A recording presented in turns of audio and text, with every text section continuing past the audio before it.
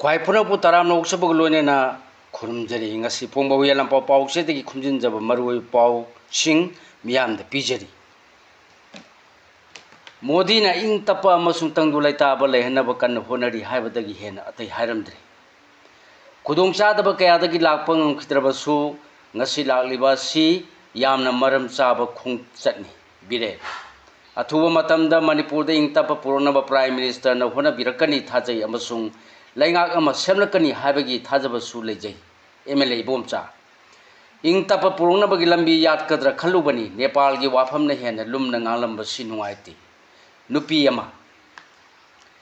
me hom lisangani kunga humdoi dagi horukhiba manipur gi tam thiraba lala si losinduna state asida ing tapa amadi tangdu laita ba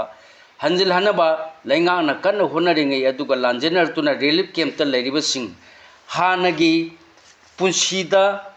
hanjil hanba yamnamak maru oi haina lala si horokibadagi chahi aniga tha mari rom manipur da laktraba matungda ngasi pung kharagi khongchatta chuchampur da hana chatluraba matungda kangla da laktuna mafam masida pangthokpa miyamgi mifam da saruk yaduna wangang kibada prime minister Narendra Modi na phungdokre mahangna numiyungba matung pung 12 minute nifuga humdoi tarak pada Chochampur district ki tungboida leba peace ground da chapchana thunglaki mahag hek thunglabaga panthadana lupa crore lising tare ka chahum gi sempham na paikhat kadaba anover project singi urep tamki aduga IDP singa peace ground da unarba matung nungthin pung amaga minute manga dagi peace ground da hokiba mifam da wangangki mifam asida saru yakiba singbu governor Ajay Kumar Bhalana taram okpaga loinana Prime Minister ki khongchat asigi maru oiba pandam sing sugaina phungdokki mana mifam pangdopam oikiba kangla da yoruktuna miyam da wa ngangdringai gi mamang da paumi sing amatta yahundana amasung kangla gi karamba mafam da wari sanabano haiba phawba khangandana IDP singi manungdagi nupi angang yauna miyoni phurom ga so hakthengna na phamina duna wari sanaki haire Prime Minister na makata na hai India gi ningtam lan thengda madi lewa sigi defense ta Manipur na asoba thodang logduna lakli haraduna Indian National Army na ahan bu oina leba sigi phiran sighat khibadu Manipur gi lemai deni haiki violence haibasi makhal ama hekta orabasu laibak thiba thodok ama oibata natana ipai pu amadi tungi mironda langjabani maramasina Manipur pu chakhatpagi lambi da makhata na puthaba haibasi khwaidagi hena maru oi Manipur na culture amadi sports ki lamda India da achawa phida kanbada natana Manipur gi culture yaudravadi India gi culture mapung pharoi amadi masiga chap manana Manipur da gi sanaroi sing leitrabadi India gi sports mapung pharoi haiki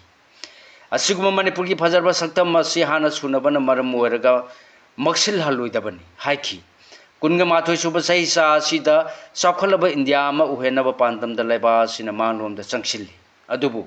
Hariba pandam basi phangna bohana bada Manipur su chakhatpa mathau tai chakhatpagi lambi dagi na thei daba amadi wari watai chananduna ching amadi tam ani gi leinariba mari hena chesil hanba haibasi aikoi punamaki thaudang ni haina su phongdoki Modi na Iran gi warosin purna ba road map thanamdre Congress na losilamlaba thabak sing sangaba lakpani ibobi Manipur gi chai ani helaglaba Iran asigi warosin purakna ba Prime Minister Narendra Modi na road map ama thamlamdre haraduna Congress na sada Fudra Marifu losilamlaba thabak sing sangaba lakpani aduga karigumba sangaba lakpu orabadi Congress na tawramba thabak sing BJP na tam anida phawba sangaba da loiba ngamloi haina Chief Minister ahumlak oramlaga loinana hojingna Congress Legislature Party gi leader oriba Okram Ibobi na phungdokre Youth Congress na Modi khongchat janingda ba phungdoktona kholaw lawrakpada police kamung nakre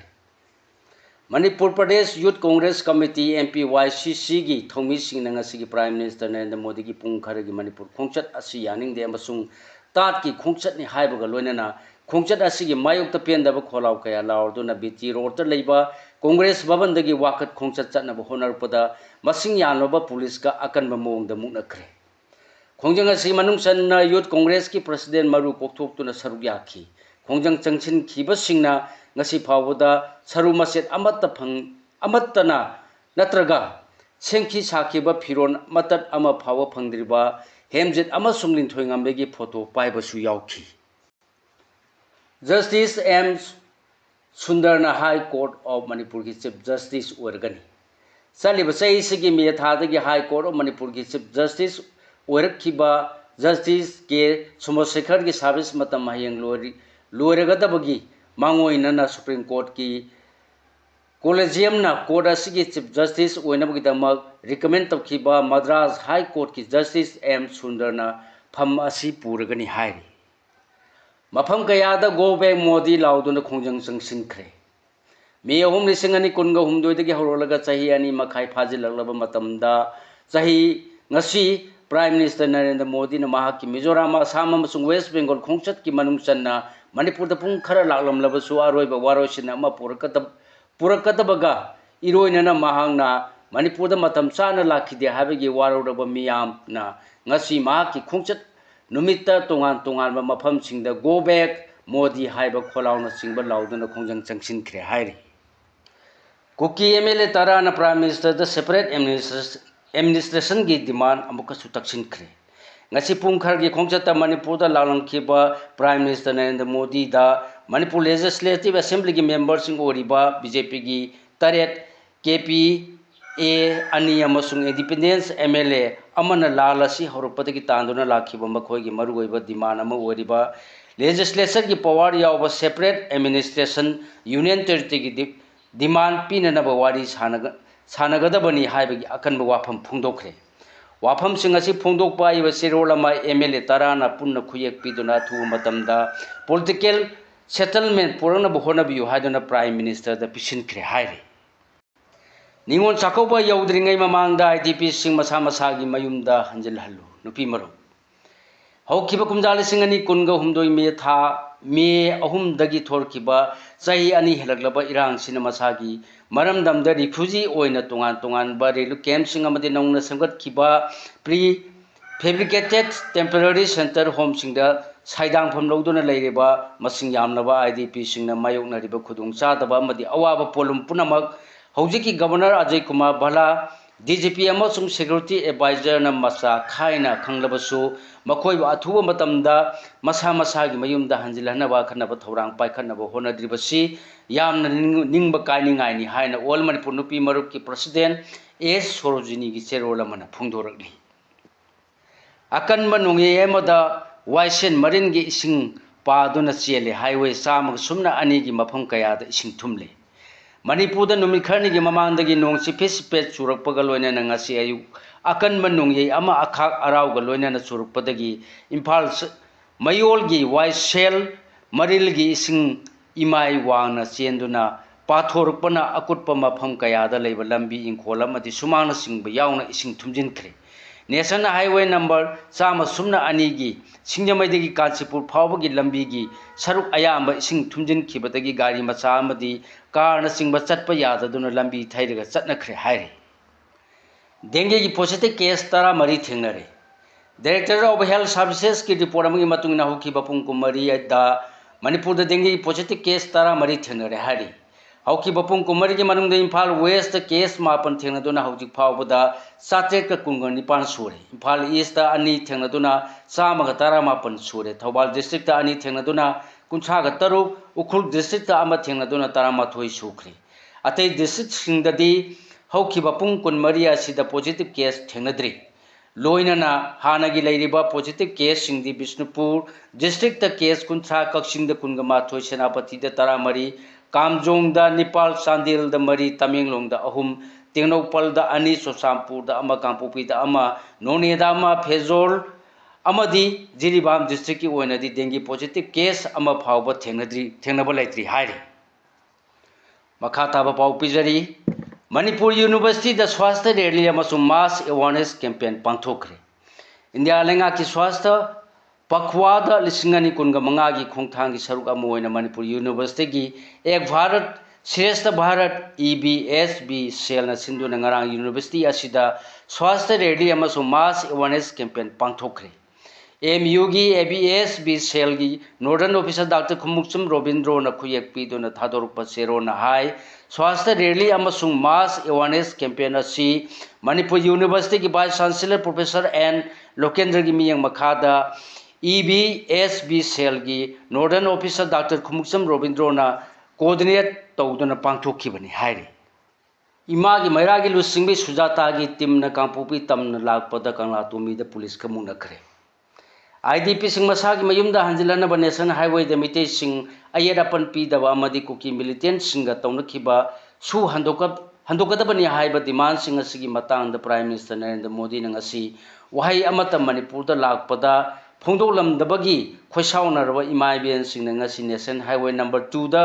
सेंगमाइदगी कांपोपी तमना लाकपदा police अमदी central force सिंहना कंगला तोंबीदा थटपदगी नाकल अनीमक्ता चाउना मुंगनखरे हाइरि जर्नलिस्ट अमदी मीडिया ऑर्गेनाइजेशन सिंहदा किहन खंगनबगी थबक हेंगलकलिबसी इंडिया न्यूज़पेपर सोसाइटी ना नुंगनांग फोंदोरकली जर्नलिस्ट अमदी मीडिया ऑर्गेनाइजेशन सिंहदा किहन खंगनदुना तमथि थवोंग कया चथब मसिंग हेंगलकलिबा सिदा इंडिया न्यूज़पेपर सोसाइटी INS ना नुंगनांग फोंदोक्तुना थवोंग सिंह असि अकनब मोंगदा यानिंगदब फोंदोरकली वोट बैंक पॉलिटिक्स की विक्टिम ओरंबा वांगनोंपोक चाखुटपगी इंजिन ओइरे प्राइम मिनिस्टर नरेंद्र मोदी ने इंडिया की वांगनोंपोक लमदम मसी मतम सांगना वोट बैंक पॉलिटिक्स की विक्टिम ओइना लेरमदो ngasidi इंडिया की चाखुटपगी इंजिन ओइरे हाइना फोंदोखरे वाफम मसी मिजोराम की लेंपुई एयरपोर्ट तगी ऑनलाइन की खुथांगदा मियामदा वा ngangbada फोंदोखिबनी मोदी ना हाई अवांगनोंपोक त लेंगाना पाइखलिबा प्रोजेक्ट सिंग समजिन साजिनदुना अमदी चाखुटपा लोइदुना मथौ हवन खरबा प्रोजेक्ट सिंग असिना मियाम की पुंसीदा चाउना अहोंगबा पुरकपा ngamle अवांगनोंपोक तोंगान तोंगानबा प्रोजेक्ट सिंग पाइखनबा होनबदा मफम असिगी सिंग ओइबा टेरेन असिना चाउना खुदोंचादबा मायोकनाहल्ली अदुबु हनबा लेतना होनरपना एजुकेशन कल्चर अमसुंग सेमिलोन की ओइबा लम सिंगदा अवांगनोंपोक पु चाखल हंदुना टूरिज्म हेंगल हनबदा नतना थबक कया जेनेरेट तौदुना अवांगनोंपोक पु इंडिया की चाखल लमजेन की इंजिन ओहनबा ngamkhibani सेनबा चाही कुनगा मंगा कुनतरु की अहानबा क्वार्टर द इंडिया की सेमिलोन चादा 8.9 चाखल हकपदा अवांगनोंपोकना अचौबा थौदांग लौखी हाइरि